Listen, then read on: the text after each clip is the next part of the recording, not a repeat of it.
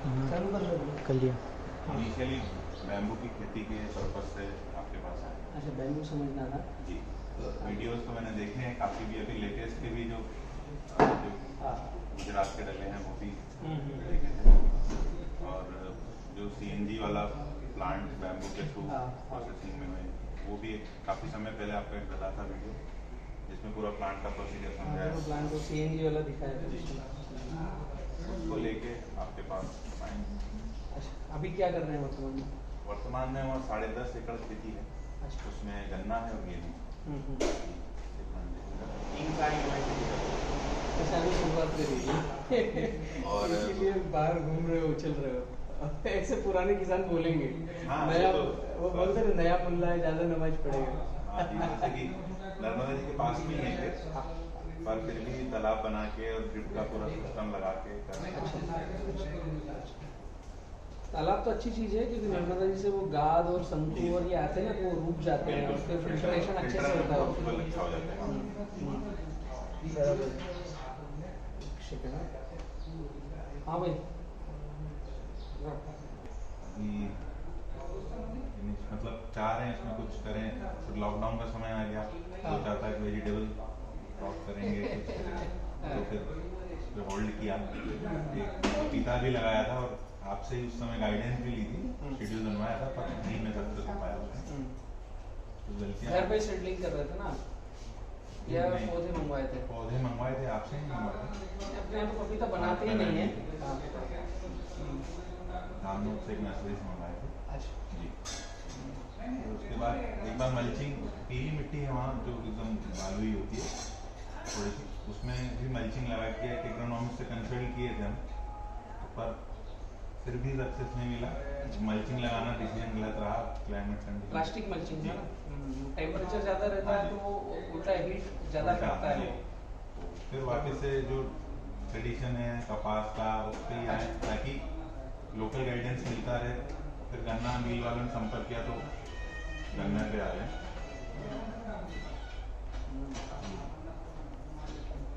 गन्ना अभी जस्ट 1 साल का निकला है, उसमें भी काटने में उन्होंने थोड़ा टाइम लगा, 15 महीने बाद कटा वो, और वाटरिंग उसमें हमने 1-1.5 महीने से बंद कर चुके थे तो सूखेगा वो। जी वो सूख गया। उसका हमने सोचा था 400 प्लस जाएगा, वो 320 पे।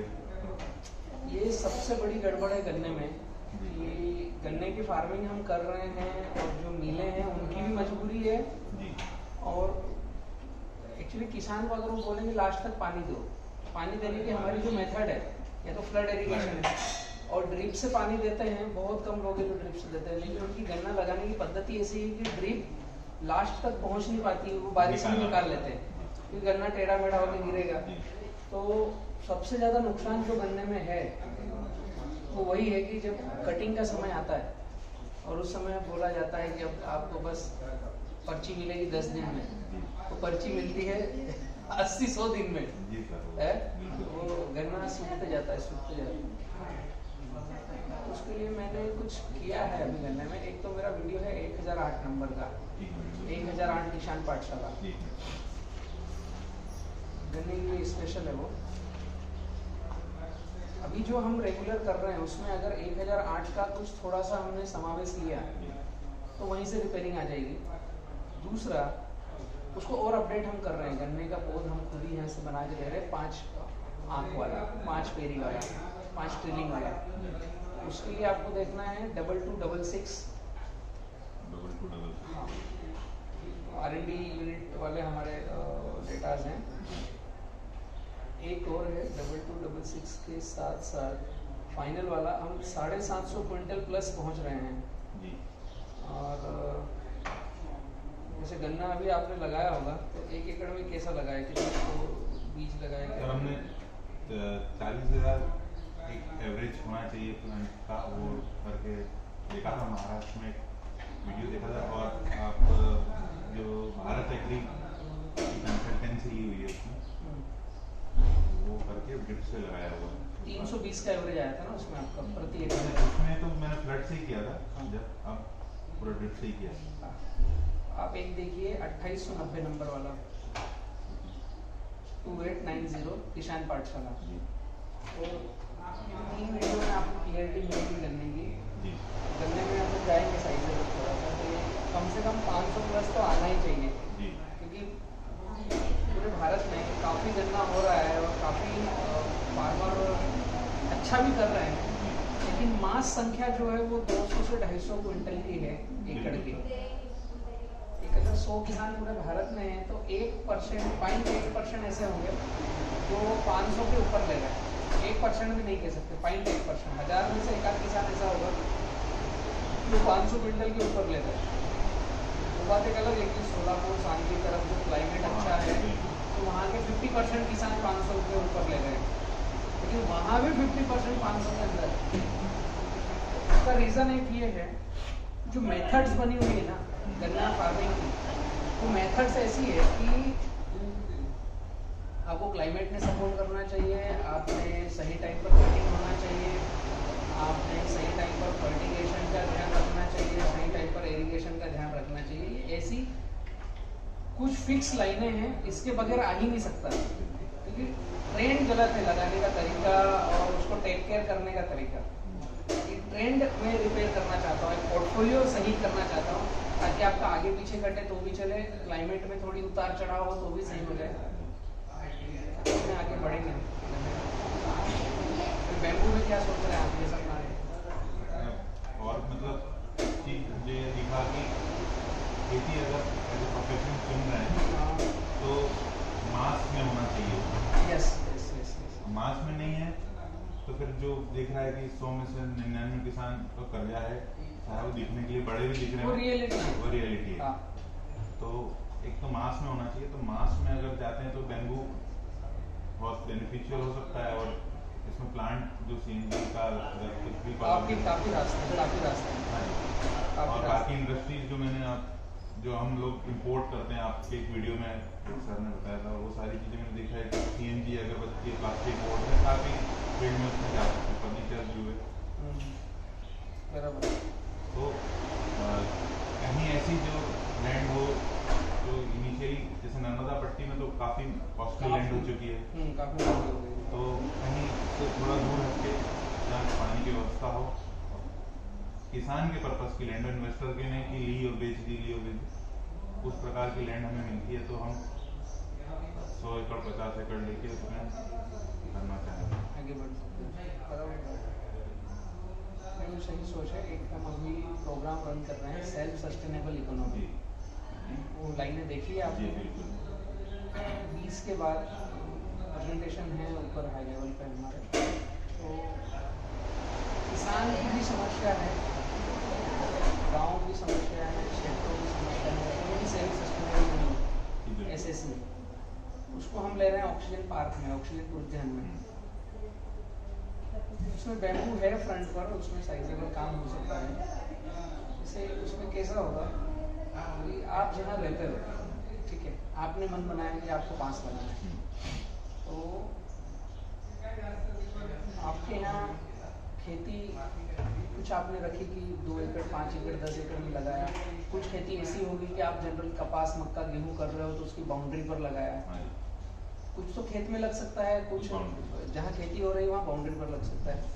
तो अल्टीमेट बांस अगर हमने एक क्षेत्र में एक किसान ने लगाया तो उसको मंडी में बेचने हमें जाना है, और हमने एक ने लगाया और वहाँ के पर्यावरण के शुद्धिकरण के लिए हमने सभी किसानों को प्रेरित करके बाउंड्रियों पर भी लगवा दिया। कुछ किसानों की जमीनें ऐसी होगी जहाँ से नाला निकलता होगा साइड से, मिट्टी बह के जाती होगी, तो वहाँ पर उनको गाइडेंस दे करके भैया उसको दिखा करके कि बैम्बू लगता है तो मिट्टी का इरोजन नहीं होता है, वायुमंडल शुद्धिकरण होता है, पक्षी यहीं पर बाम्बू के पेड़ को झुरमुट में रहते हैं, ठीक है। तो ये पर्यावरण का पार्ट हुआ। अब हमारा पार्ट ये है कि हम बाउंड्री पर बैम्बू कर रहे हैं तो हमें वहाँ से इनकम आना चालू होगी, लेकिन कम मात्रा में है तो कोई इंडस्ट्री नहीं आएगी। और हमने पूरे गांव को जागृत करके हर एक की बाउंड्री पर बैम्बू करा दिया। जैसे अभी नीम, पीपल, बरगद होता है, ये ठीक पेड़ है, लेकिन बहुत सी जगह बबूल होता है, कांटे वाले पेड़ होते हैं, तो वो उस किसान के तो कुछ काम की नहीं है, उनकी वजह अगर बैम्बू है बाउंड्री पर तो बाईबैग वगैरह सब हो सकता है। कहाँ से? हाँ, सिंह साहब कर रहे हैं, सर बात कर रहे हैं फोन।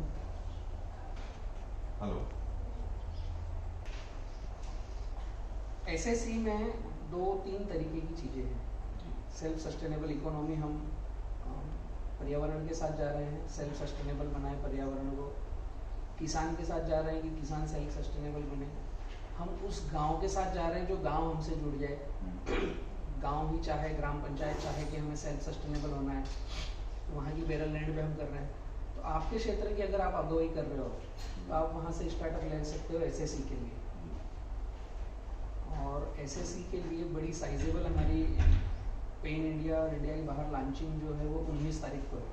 तो आप प्लान कीजिए, 19 तारीख को बड़वानी आइए, 18 को आ जाओ रात में, 19 दिन का सेशन रहेगा, 20 को निकलना है आपको। पेन इंडिया जो हम ऑक्सीजन पार्क लॉन्च किए हैं, उसमें फिर आप देखिएगा आप कौन सा पार्ट आपके क्षेत्र में कर सकते हैं, उस हिसाब में हम वहाँ से स्टार्टअप ले सकते हैं। वो पूरा सेमिनार इसी चीज़ का ही होगा कि कैसे आगे बढ़ना। एक्चुअली वो अभी पब्लिक के लिए नहीं है, क्योंकि आप यहीं से हैं, एमपी से हैं और नज़दीक हैं, आप आ सकते हैं, तो इसलिए मैं बोल रहा था। वो एक्चुअली हमारे टॉप 50 जो पेन इंडिया में हैं उनके लिए है। आप बैठ कर केवल देख पाओगे, समझ पाओगे क्या चीज़ें हैं, तो आप वहाँ के लिए डिसीजन ले पाओगे। तो 2-3 चीज़ें हैं, आप जहाँ हो वहाँ खुद करो और किसानों को प्रेरित करो। तो बैम्बू की संख्या डिज़ाइन हो तो उसमें हम बायबैक एग्रीमेंट करके आगे बढ़े। दूसरा, उसी ग्राम पंचायत को प्रेरित करो। तो ग्राम पंचायत में कैसा होता है, ग्राम सभा ली जाती है, तो वहाँ के सरपंच से और पंच से और सबसे मिल करके आपने ग्राम सभा लगवाई, वहाँ उनको समझाया कि बाम्बू क्या है। उनको अगर समझ में आता है तो एक छोटा सा काम होगा, हर गांव में 1000-2000 एकड़ बैरल लैंड रहती है जो उस ग्राम पंचायत की है, जिसमें ग्राम पंचायत डिसीजन ले सकती है कि क्या करना है। और जो ग्राम सभा लगती है उसको बोलते हैं तीसरी सरकार। डिसीजन आप खुद लो आपके गांव के, तो सरपंच और वहाँ के पंच और वहाँ के गांव वाले डिसीजन ले सकते हैं कि अगर ये चक अगर 100 एकड़ का है और काफ़ी समय से बैरल पड़ा है जिसमें कुछ नहीं है, तो वहाँ आप पंचायत के थ्रू बैम्बू प्लांटेशन कर सकते हो। पंचायत के थ्रू बैम्बू प्लांटेशन करोगे तो अर्निंग आएगी, तो कहाँ आएगी, पंचायत को आएगी। अब इसमें बैम्बू प्लांटेशन करना और अर्निंग लाना, इसमें बहुत सारे मोड है। एक ही मोड ग्राम पंचायत के पास है कि वो बैरल लैंड पड़ी थी, उसमें डिसीजन ले सकते हैं कि क्या करें, लेकिन बैम्बू लाने के लिए पैसा, उसको टेक केयर करने के लिए पैसा, उसको सस्टेनेबल बनाए 3 से 5 साल, उसके बाद वहाँ से बैम्बू कट कर वैल्यू एडिशन हो, ये सारी जो चीज़ें हैं ये पी किसान ग्रुप आपको सपोर्ट कर देगा। पौधे, गाइडलाइन, टेक केयर और वहाँ से बायबैक करना। तो उस ग्राम पंचायत का और बी किसान एफपीओ का एक जॉइंट एग्रीमेंट साइन हो जाएगा कि जो आपकी पंचायत के पास रिसोर्सेस है, अगर फंड है उनके पास, तो वो खुद लगाए, हम गाइडलाइन दे देंगे, ठीक है। अगर फंड है, इसमें कुछ जलेबी नहीं है, पंचायत के पास फंड है, वो खुद लगाए, उनको स्टार्ट टू एंड गाइडलाइन दे देंगे। पंचायत को अगर खुद को वहाँ से रिकरिंग रेवेन्यू मॉडल बनाना है, उनको वैल्यू एडिशन करना है, तो सारी कौन सी मशीनरीज लगेगी, प्रोडक्ट कहाँ बिकेगा, कौन सा प्रोडक्ट बनाना चाहिए, वो गाइडलाइन दे देंगे। किससे एग्रीमेंट करना है, एनटीपीसी से करना है या चारकोल यूनिट से करना है, तो पंचायत से हम एग्रीमेंट करा देंगे। मतलब स्टार्ट टू एंड गाइडलाइन का काम कर देंगे। एक इसमें हमें उस पंचायत से एक नया पैसा नहीं चाहिए, ठीक है। दूसरी कड़ी कि पंचायत के पास पैसा है, गाइडलाइन ले सकते हैं, जगह है, लेकिन बेचना उनको नहीं पता है, तो हम बायबैक एग्रीमेंट कर लेंगे, हम पंचायत से खरीद लेंगे। अब मैं रिवर्स आ रहा हूँ, ठीक है। पंचायत चाहती है कि वो तो उगा ले, वैल्यू एडिशन कर ले और उनके ही वहीं से बेच दे, तो हम आकर के उनसे बायबैक एग्रीमेंट, पौधा लगाओगे उसके पहले दिन से कर लेंगे, एज ए कॉन्ट्रैक्ट हो जाएगा। आपकी पंचायत को कहाँ बेचना है, ऐसे ही आप समझो कि आपने किसानों को लगवाया, 100 एकड़ के किसानों की बाउंड्री लगा दिया, बाकी वो खेती कर रहे। अब आपकी क्या लास्ट लाइन आएगी, बिकेगा कहाँ, तो साइज बन गया, तो बी किसान एफपीओ आपसे एग्रीमेंट कर ले, हम खरीद रहे हैं। इसके एक कदम नीचे कि पंचायत के पास या आपने जो बाउंड्री में लगवाया, इनके पास केवल पौधा लगाकर उसको खड़ा करने तक का ही लिक्विडिटी है, इसके बाद वो चाहते ही नहीं और ना उनसे होगा। तो अगर मास में हो रहा है तो हम वहीं यूनिट लगा देंगे, आपकी पंचायत से हमें यूनिट इतनी जगह आवंटित करा दे और वहाँ हम यूनिट लगा दे, तो वहीं के बच्चों को रोजगार मिल जाए और वहीं से वैल्यू एडिशन का प्रोडक्ट हम उस पंचायत के बाहर देते हैं। इसके आगे की कंडीशन कि अब पंचायत के पास केवल जमीन है, पैसा 1 रुपया लगाने का नहीं है, तो बी किसान एफपीओ से एग्रीमेंट करें, सारा खर्चा हम कर देंगे, फैसिलिटी भी किसान देगा। सब हम कर देंगे। वहां से जो प्रोडक्ट निकलेगा, जो भी एग्रीमेंट होता है उसमें हम 70-30 में जाते हैं। जमीन केवल पंचायत अलर्ट कर रही है, बाकी बिजली का और पानी का सपोर्ट कर रहे हैं, बाकी सब हम अरेंज कर लेंगे, पेमेंट लगाना, पौधा लगाना, टेक केयर करना, उसको वैल्यू एडिशन करना, उसको मार्केट बेचना, लेकिन वो पारदर्शी रहेगा और पंचायत के सदस्य और बी किसान के सदस्यों की कमेटी बनेगी, वो कमेटी उसे हैंडल करेगी। तो वहाँ का सारा वैल्यू एडिशन, सारा पैसा खर्चा हम कर देंगे। अब अगर मैं उदाहरण बताऊँ कि 100 एकड़ में बैम्बू लगाया, बहुत मामूली बात है एक पंचायत को सस्टेनेबल करने की, 100 एकड़ में बैम्बू लगाया तो मिनिमम टू मिनिमम केवल बांस ही बेच दिया तो लाख रुपए एकड़ का निकलेगा कम से कम। वैल्यू एडिशन होकर के बिका तो 5 लाख रुपए एकड़ का निकलेगा। अब लाख रुपए एकड़ निकलता है तो 1 CR होता है। बिल्कुल। एक पंचायत में अगर हर साल का जो उसका चल रहा है गवर्नमेंट से ट्रांजेक्शन, वो चलने दो, 1 करोड़ रुपए अलग से आ गया हर साल का, अब उस पंचायत का विकास समझो कैसे हो। विकास कहीं मुंह देखने की आवश्यकता नहीं हमारे गांव को, हम खुद सेल्फ सस्टेनेबल बनेंगे। और ऑक्सीजन पूर्व ध्यान का वहाँ एग्रीमेंट हो जाएगा, वहाँ पर इको टूरिज्म होगा, वहाँ पर आयुर्वेदा होगा, जो हम हमारी तरफ से फैकल्टीज देंगे, उसमें पंचायत का कोई हस्तक्षेप नहीं है, ये हमारी तरफ से निःशुल्क रहेगा। Ayurveda, healing, mud bath therapy, oxygen park के लिए टूरिज्म, इको टूरिज्म, ये सारा का सारा कनेक्ट होगा पैन इंडिया। तो वो गांव का एक अलग सिनारियो बनेगा कि इस गांव में ऑक्सीजन पार्क है। रोजगार के भी काफी अवसर मिल रहे हैं, सब बाहर जा रहे हैं लड़के। टूरिज्म और रोजगार और ये सारी कनेक्टिविटी है लोग, तो एक ये साइज अच्छा खासा बड़ा है, लेकिन मुद्दा यही है कि हम शुरुआत कौन करेगा और कैसे करेगा और हमारे गांव से कैसे होगी। सर मेरे को ऐसा लगता है कि गांव के लेवल में अगर कुछ साधारण पुश्तैनी किसान है तो वही कर रहे हैं, तो आपको मुझे प्रूव करके पहले कुछ दिखाना पड़ेगा। अगर मैं दिखा पाया वो तो आप रेडी हैं। यस नहीं अगर दिखाने के लिए काफी सारी चीजें हैं, दिखा सकते हैं, और शुरुआत खुद से ही करना पड़ेगी, आपको खुद को ही शुरुआत करना पड़ेगी। सर मैं तो खुद ही का ही पहले चाह रहा हूँ कि वो अगर उनको दिखा दें तो जितना परेशानी में है, कोई कर्जे में, हर कोई कर्जे में, वो ना हो। सही बात। तो किसान कैलकुलेशन भी कुछ भी नहीं करना चाहता है, इतने की दवाई इसीलिए दिक्कत में है, वो पेपर पे नहीं है ना, कैलकुलेट फार्मिंग नहीं है, इसीलिए दिक्कत में। पेपर पे रहे तो सब कुछ ठीक हो जाए, पेपर पे नहीं है, यही गड़बड़। अच्छा रहा आप आए तो।